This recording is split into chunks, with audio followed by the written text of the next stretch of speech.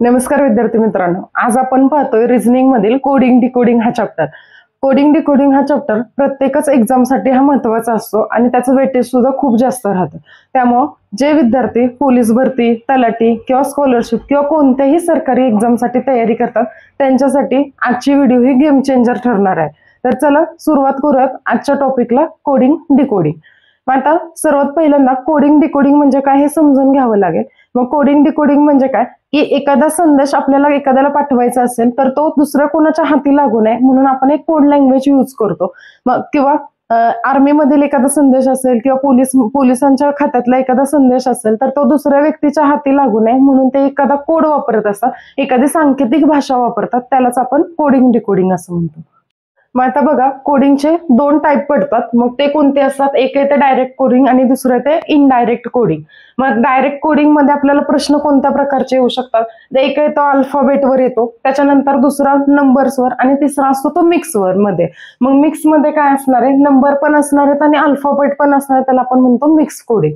मग त्याच्यानंतर बघा अल्फाबेट कोडिंग मध्ये परत दोन प्रकार पडतात. कोणते असतात? तर ते पोझिशन आणि दुसरं असतं ते अपोजिट. मग पोझिशन म्हणजे काय की जे अल्फाबेटची पोझिशन असणारे म्हणजे ए 1 नंबरला येतो, बी 2 नंबरला येतो, तर त्याला म्हणतात अल्फाबेट पोझिशन. मग पोझिशन नुसार कोडिंग केलेली असते. आणि दुसरा टाइप असतो तो अपोजिट कोडिंग. मग अपोजिट म्हणजे काय की अल्फाबेटमध्ये ए 1 नंबरला येतो ज्यावेळेस आपण उजवीकडून घेत असतो, ते जर आपण डावीकडून मोजणार असेल तर झेड 1 नंबरला येतो. म्हणजे जी काय अल्फाबेटची सिरीज असणार आहे तर ते पुढून मोजतोय आपण किंवा पाठीमागून मोजतोय, तर त्याच्यासाठी म्हणजे ए साठी अपोजिट कोडिंग कोणता आला तर झेड आला. तसंच बी साठी अपोजिट कोडिंग कोणता येणार आहे? वाय कोडिंग येणार आहे. तर असे आपल्याला प्रश्न येतात. आणि पुढचा टाइप असतो तो इनडायरेक्ट कोडिंग. इनडायरेक्ट कोडिंग म्हणजे काय की मिक्स्ड मध्ये असणार आहे. मग हे जे काय टाइप्स आपण बघतो तर त्या टाइप मध्येच आपल्याला मिक्स मध्ये क्वेश्चन्स येतात, त्याला आपण म्हणतो इनडायरेक्ट कोडिंग. आता आपण कोडिंग डिकोडिंगला सुरुवात करण्याआधी अपोजिट अल्फाबेटच्या पेअर्स किती तर ते बघून घेऊयात. तर अपोजिट अल्फाबेटच्या एकूण 13 पेअर्स येतात. आता अपोजिट अल्फाबेट काय हे मी सांगितलं तुम्हाला की ज्यावेळेस उजवीकडून मोजतोय किंवा डावीकडून मोजतोय त्यावेळेस त्यांचे नंबर्स जे सेम येणार आहेत तर त्याला आपण म्हणतो अपोजिट पेअर. म्हणजे बघा ए आणि झेड ची पहिली पेअर असते, दुसरी BY ची असते, नंतर CX, DW, EV, FU, GT, HS, IR, JQ, KP, LO आणि MN अशा टोटल आपल्याला 13 पेअर्स असतात. ह्या 13 पेअर हे लक्षात तुम्हाला ठेवावे लागतील. तर ते लक्षात ठेवण्यासाठी त्याचा काही कोड तुम्हाला दिलेला आहे. तर आपण बघा AZ लक्षात ठेवण्यासाठी A to Z हा कोड घेतोय, BY लक्षात ठेवण्यासाठी बॉय हा कोड घेतलाय, त्याच्यानंतर CX साठी आपण क्रॉक्स हा कोड घेतलाय, DW साठी ड्यू हा कोड घेतलाय, त्याच्यानंतर EV साठी इव्हन नंबर घेतलाय, त्याच्यानंतर FU साठी फन हा कोड घेतलाय, GT साठी GT रोड, HS साठी हायस्कूल, IR साठी इंडियन रेल्वे, त्याच्यानंतर JQ साठी जयपूर क्वीन, KP साठी कपूर, LO साठी लव आणि MN साठी मॅन. अशा टोटल 13 पेअर्स असतील. तर त्या 13 पेअर तुम्हाला लक्षात ठेवावे लागतील. तर चला सुरुवात करूयात कोडिंग डिकोडिंग या चॅप्टरला. आता पहिला प्रश्न आहे बघा, जर AMT बरोबर 1, 13, 20 तर CDN बरोबर काय? असे प्रश्न तुम्हाला आल्यानंतर काय करायचं की जे अल्फाबेट सिरीज आहे तर त्याचे नंबर्स आपल्याला लक्षात ठेवावे लागतील.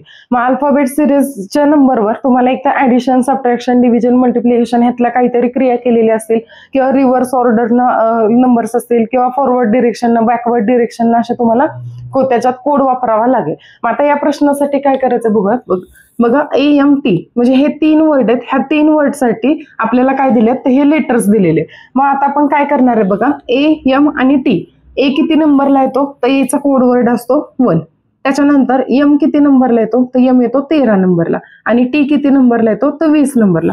म्हणजे काय केलेत, ह्या A चा जो नंबर आहे तो इथे लिहिलाय, परत M चा नंबर लिहिलाय आणि नंतर T चा नंबर लिहिलाय. मग आता काय करायला लागेल, ह्याच्यात आपल्याला CDN त्यांचा नंबर काढायला लागेल. मग C किती नंबरला येतो तर C ची पोझिशन 3 आहे, D ची पोझिशन किती आहे 4 आहे आणि N ची पोझिशन किती आहे 14 आहे. म्हणजे या प्रश्नाचं उत्तर किती येणार आहे 3, 4, 14. म्हणजे CDN चा कोड किती आला 3, 4, 14. आता त्याच्यानंतर बघा नंतरचा प्रश्न काय दिलाय, जर ADHI बरोबर 1, 4, 8, 9 तर GIEC चा कोड काय येईल हे आपल्याला फाइंड करायचंय. मग A किती नंबरला येतो तर 1 नंबरला येतो, D 4 नंबरला येतोय, H 8 नंबरला येतो आणि I किती नंबरला येतो 9 नंबरला येतो. मग त्यामुळं काय केलंय आपण प्रश्नामध्ये काय केलंय की त्याची पोझिशन घेतलेली आहे मग आता तसेच आपल्याला इथं पोझिशन काढायला लागेल. आता आयचा कोड वर्ड तर आपल्याला माहिती आहे, आय किती नंबरला आहे, 9 नंबरला आहे. मग आता बाकी सगळ्यांचे कोड काढून घ्यायला लागते. मग जी किती नंबरला येतो, तर जी 7 नंबरला येतो. आयचा कोड ऑलरेडी आपण काढलेला आहे. ई किती नंबरला येतो, तो 5 नंबरला येतो. आणि सी किती नंबरला येतो, तो 3 नंबरला येतो. म्हणजे GIEC याचा कोड झाला 7, 9, 5 आणि 3 झाला. तर चला नेक्स्ट प्रश्न बघूयात. काय बघा, जर MTEL बरोबर 50 तर YZNP बरोबर काय. आता बघा दिलेले लेटर्स किती आहेत, तर 4 लेटर्स आहेत. पण दिलेली पुढची नंबरची व्हॅल्यू किती आहे, तर 50 आहे. म्हणजे इथं काय असणार आहे, तर त्यांची जी अल्फाबेट पोझिशन असणार आहे त्यांचे ऍडिशन सबट्रॅक्शन काहीतरी असणार आहे. मग ते आपल्याला शोधावं लागेल. मग आता बघा एमचा कोडवर्ड, आता प्रत्येकाचे आपण कोडवर्ड लिहून घेणार आहे. एम किती नंबरला येतो, तर 13 नंबरला येतो. त्याच्यानंतर T 20 नंबरला येतो. ई किती नंबरला येतो, 5 नंबरला येतो. आणि एल किती नंबरला येतो, तर 12 नंबरला येतो. मग आता पहिल्यांदा बघावं लागेल आपल्याला ह्यांची बेरीज करून काय उत्तर येते का. मग आता बघा 13, 20, 5 आणि 12 यांची जर बेरीज केली तर बेरीज किती येते बघा. 3 आणि 5 8, 8 आणि 2 10, इथे 1 आला, 2 आणि 1 3, 4 आणि 5. म्हणजे काय झालं की त्यांचे काय घेतलेत, अल्फाबेट पोझिशन घेतली आणि त्यांची बेरीज केली. मग हेच लॉजिक आपल्याला पुढे वापरायला आहे. मग आता या सगळ्यांच्या पहिल्यांदा आपल्याला कोड काढून घ्यायला लागतील. आता वायचा कोड किती असतो, 25 असतो. झेडचा कोड असतो 26. त्याच्यानंतर एनचा कोड आहे 14 आणि पीचा कोड आहे 16. मग आता बघा यांच्या सगळ्यांची बेरीज केली, हे झाले 10 आणि हे 11. 11 आणि 10 21. इथं 2 आले, 2 4 6 आणि 8. म्हणजे या प्रश्नाचं उत्तर किती असणार आहे, तर 81 असणार आहे. आता दुसरा प्रश्न बघा, जर SET बरोबर 44 तर APN बरोबर काय येणार आहे. मग एसचा कोड किती येतो, 19 येतो. ईचा कोड किती झाला, 5 झाला. आणि टीचा कोड येतो 20. मग यांची सगळ्यांची बेरीज केली तर बेरीज येते 44. मग आता ह्यांचे कोड काढून घेतले. एचा कोड किती येणार आहे, 1 येणार आहे. पीचा कोड आला 16 आणि यांचा कोड किती आला, 14 आला. या सगळ्यांची बेरीज केली, 16 आणि 15 बेरीज केली, उत्तर आलं 31. म्हणजे या प्रश्नाचं बरोबर उत्तर किती असणार आहे, तर 31 असणार आहे. आता पुढचा प्रश्न आहे बघा, TCS एक्झाम साठी आलेला. जर D बरोबर 4 आहे, CAT बरोबर 24 आहे, तर लायन बरोबर काय हे काढायचंय. मग आता Dचं तुम्हाला माहिती आहे की D ऑलरेडी 4 नंबरच्या पोझिशनला असणार आहे. म्हणजे पहिल्या ह्याच्यावरून आपल्याला समजत नाही ते काय लॉजिक लावले. मग आता आपण दुसऱ्या ह्याच्यासाठी आपण बघणार आहे. CAT बरोबर 24 दिले. मग C ची पोझिशन किती असते, 3 असते. त्याच्यानंतर ना A ची पोझिशन किती आहे, 1 आहे. आणि T ची पोझिशन किती आहे, 20 आहे. मग आता आपल्याला लगेच समजते की यांची सगळ्यांची बेरीज करून हे पुढचं अक्षर आलेलं आहे. म्हणजे 3 अधिक 1 4 केले आणि 4 आणि 20 24 आली. म्हणजे ही 24 संख्या आली. मग आता पुढं लायनसाठी आपल्याला काढायचं, तर पहिल्यांदा लायनचे आपल्याला कोडवर्ड काढायला लागतील. एल 12 नंबरला येतो, आय 9 नंबरला येतो. त्याच्यानंतर O 15 नंबरला येतो आणि एन 14 नंबरला येतो. म्हणजे यांची सगळ्यांची बेरीज केली की आपल्याला काय मिळेल, लायनचा कोडवर्ड मिळेल. मग 12 अधिक 9 केले, अधिक 15 आणि हे 14. यांची बेरीज केली, 5 आणि 4 9, 9 9 18 आणि 2 20. इथं 2 आले, 3 आणि 2 5. म्हणजे लायनसाठी कोडवर्ड काय असणार आहे, तर 50 असणार आहे. आता नेक्स्ट प्रश्न बघा, हा पण तलाठी एक्झाम साठी येऊन गेलेला प्रश्न आहे. जर झेड बरोबर 52 आहे, व्ही बरोबर 44 आहे, तर यू सोबत काय येणार आहे. आता झेडची पोझिशन माहिती आहे तुम्हाला, झेड 26 नंबरला असतो. मग आता इथं काय दिसतं आपल्याला की जी पोझिशन आहे त्याला गुणिले 2 केले, म्हणजे त्याच्या दुप्पट केलेली. मग तोच लॉजिक पुढे होतोय का, तर ते चेक करूयात. तर व्ही किती नंबरला येतो, तर 22 नंबरला येतो. मग 22 गुणिले 2 केलं 44 येते. हा, म्हणजे हे काय असणार आहे आपलं या प्रश्नाचं लॉजिक असणार आहे. मग यू साठी काय विचारले, तर पहिल्यांदा यू ची पोझिशन काढायला लागेल. यू आहे 21 नंबरला. मग 21 गुणिले 2 केलं, उत्तर आलं 42. म्हणजे या प्रश्नाचं बरोबर उत्तर काय असणार आहे, तर 42 असणार आहे. आता पुढचा प्रश्न आहे बघा, जिओ बरोबर 4 दिले, BIG बरोबर 9 दिले, बुल बरोबर 16 दिले, तर क्राऊन सोबत काय हे काढायचं. आता व्यवस्थित जर संख्या बघितल्या तर तुम्हाला काय लक्षात येईल, 4 दिले इथं म्हणजे हा 2चा वर्ग आहे. त्याच्यानंतर इथं 9 आहे म्हणजे हा 3चा वर्ग झाला. बुलमध्ये हे 16 दिले म्हणजे हा काय झाला, 4चा वर्ग झाला. म्हणजे आपल्याला काय शोधायला लागेल, पॅटर्न शोधावं लागेल. आपण स्क्वेअर संख्या लिहून घेतलेल्या, पण इथं 2 3 आणि 4 कसं आलं ते आपल्याला शोधावं लागेल. मग आता बघा इथं एकूण लेटर्स किती यूज केलेत, तर 2 लेटर्स यूज केलेत. म्हणजे G + O केलं, म्हणजे 2 लेटर्स आहेत म्हणून 2चा वर्ग केला. त्याच्यानंतर इथं लेटर्स किती आहेत, 3 लेटर्स आहेत म्हणून 3चा वर्ग केला. इथं 1 2 3 आणि 4 लेटर्स आहेत म्हणून 4चा वर्ग केला. मग क्राऊनसाठी काय येणार आहे बघा, 1 2 3 4 आणि 5. म्हणजे टोटल लेटर्स किती आहेत, 5 आहेत. म्हणजे 5चा वर्ग किती येणार आहे, 25 येणार आहे. आता त्याच्यानंतरचा प्रश्न बघा, NAME बरोबर 16.5 तर TAME बरोबर काय येणार आहे. ज्यावेळेस तुम्हाला दिलेली संख्या ही पॉईंटमध्ये येत असेल तर त्यावेळेस काय असणार आहे, त्यांचे आपल्याला नंबर शोधायचे, त्याचे ॲडिशन सबट्रॅक्शन करून काय येते का तर ते चेक करावं लागेल. मग आता बघा, पहिल्यांदा N साठी कोड आपण घेतला 14, ह्याचा 1 आला, M 13 नंबर येणार आहे आणि E 5 नंबर येणार आहे. मग यांची सगळ्यांची बेरीज केली तर किती येणार आहे बघा, 14 आणि 1 15, 15 आणि 5 20, 20 आणि 13 किती झाले 33 झाले. मग दिलेली संख्या ही 16.5 आहे. मग 33ला जर 2 डिवाइड केलं तर उत्तर किती येतं बघा, 16.5 येते. म्हणजे इथं काय केले की सगळ्यांच्या पोझिशनची बेरीज केली आणि त्याला भागिले 2 केले. मग आता इथं पण आपल्याला सेम तेच करायला लागेल. आता AMEचा कोड तर तुम्हाला माहिती आहे, AME किती येणार आहे, 1 13 आणि 5 येणार आहे. म्हणजे टीचा फक्त आपल्याला कोड काढायला लागेल आणि टीचा कोड असणार आहे 20 असणार आहे.